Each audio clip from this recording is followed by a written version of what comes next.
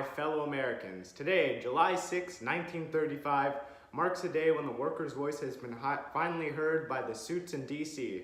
For too long, big business has reigned supreme in this country. My distant cousin and former President Roosevelt made a square deal with the American people over 30 years ago. In his efforts to help America, he promoted the 3 C's: the conservation of natural resources, control of corporations, and consumer protection. Today, I present to you a New Deal program that adds a new spin on all these former ideas, with the 3 new goals of relief, recovery, and reform.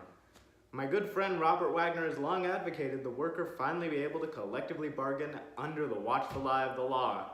In Teddy's day, nationwide strikes and unfair labor practices led to the government stepping in to trust bust. Why, I still remember the days of the Pullman strike in 1894 when workers had to stand up to the railroad companies.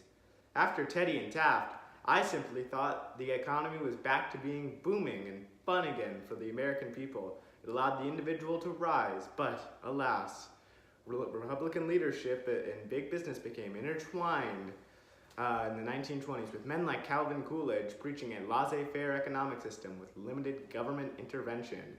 This has created the need for this New Deal. The labor system has been unfair to the worker. The worker will now be able to stand on his own 2 feet, just like I can, and form unions to collectively bargain his rights. With this Wagner Act, a National Labor Relations Board has been created, and it will oversee labor unions. On behalf of the workforce, this act will force businesses to listen by giving workers representatives of their choosing. As an American citizen, everyone has the right to negotiate for better labor standards and pay. While some might deem this act unconstitutional, during these hard times, American workers must stay strong and make sure they are getting a square deal and a fair deal.